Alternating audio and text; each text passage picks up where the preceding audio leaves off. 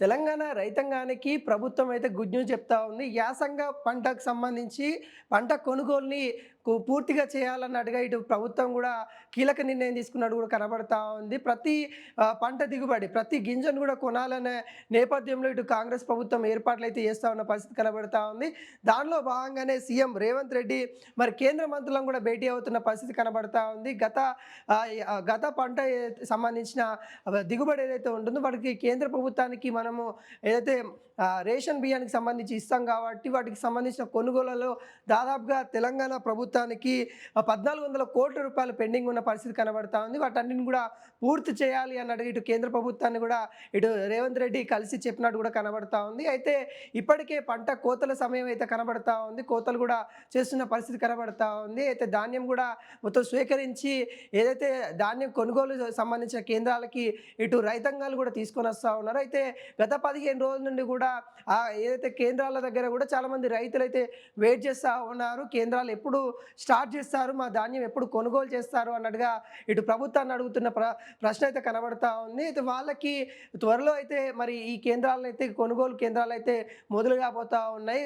దాదాపు ఇంకొక వారం రోజుల సమయంలో మరి ఈ కోతలు మొత్తం కూడా కొంతవరకు ముమ్మరమయ్యే పరిస్థితి కనబడుతుంది. కాబట్టి ధాన్యం కొనుగోలు కూడా ప్రభుత్వం అయితే కొంత సీరియస్గా తీసుకున్న పరిస్థితి కనబడతా ఉంది. ఇప్పటికే కలెక్టర్లకు కూడా ఆదేశం ఇచ్చినట్టు కూడా కనబడతా ఉంది. ఏదైతే ప్రభుత్వం తీసుకొచ్చిన పాలసీ ఏదుందో ధాన్యం కొనుగోలుకు సంబంధించిన పాలసీ ఏదైతే ఉందో ఆ పాలసీని ద్వారానే మరి ధాన్యం కొనుగోలు చేయాలి. వాళ్ళు ఏదైతే నిర్దేశించారో హమాలీ ఖర్చు కావచ్చు, లేకుంటే గోనె సంచి ఖర్చు కావచ్చు, అక్కడ ఉన్న మహిళా సంఘాలు, అక్కడ ముఖ్యంగా మహిళా సంఘాలే నడిపిస్తున్న పరిస్థితి కనబడతా ఉంది. మహిళా సంఘాలకి సంబంధించిన డబ్బుల విషయం కావచ్చు, వీటన్నిటిపైన కూడా ఒక పాలసీ తీసుకొని రావడం అయితే జరిగింది. ఆ పాలసీ ప్రకారమే ధాన్యం కొనుగోలు చేయాలి.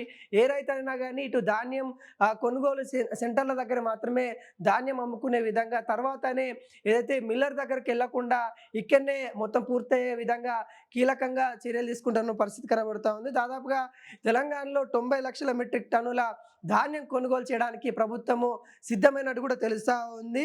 ఏదైతే ప్రతిష్టాత్మకంగా తీసుకున్న 500 రూపాయల బోనస్ ఏదైతే ఉందో ఆ బోనస్ వేయడానికి కూడా ప్రభుత్వం అయితే సిద్ధంగా ఉన్నట్టు కూడా తెలుస్తూ ఉంది. అయితే హమాలీ ఖర్చు ఏదైతే ఉంటుందో హమాలీకి క్వింటన్కి 45 రూపాయల చొప్పున ఇవ్వాలి అన్నట్టుగా ముందు సీజన్లో ఏదైతే ఫిక్స్ చేశారో అదే విధంగా ఇప్పుడు కూడా వెళ్తున్న పరిస్థితి అయితే కనబడతా ఉంది. మొత్తం ధాన్యం కొనుగోలు ఎక్కడెక్కడ సెంటర్లు ఏవైతే ఉన్నాయో వాటన్నిటిని కూడా ఎప్పటికప్పటికి అధికారులు పరిశీలించాలి అన్నట్టుగా అటు సీఎం రేవంత్ రెడ్డి చెప్పిన పరిస్థితి కనబడతా ఉంది. దానిలో భాగంగానే మరి కోదండరెడ్డి మనకు తెలుసు వ్యవసాయ శాఖకి కీలకంగా వ్యవహరిస్తూ ఉన్న తను కూడా అనేక కేంద్రాలని సందర్శించి అక్కడ రైతులకైతే కొన్ని సూచనలు చేసిన పరిస్థితి కనబడతా ఉంది. మొత్తం కూడా రైతులకి మేలు జరిగే విధంగా ప్రతి గింజను కొనుగోలు చేసే విధంగా అటు ప్రభుత్వం అయితే కీలకంగా వెళ్తున్న పరిస్థితి కనబడతా ఉంది.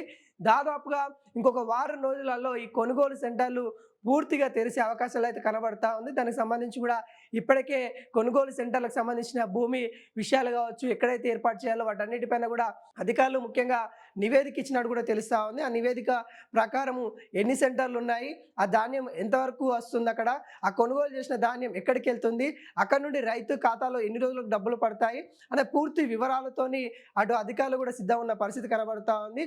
వారం రోజులలో మరి ధాన్యం కొనుగోలు చేయడానికి ప్రభుత్వం సిద్ధంగా ఉన్నట్టు కూడా క్లియర్ కట్గా తెలుస్తూ ఉంది.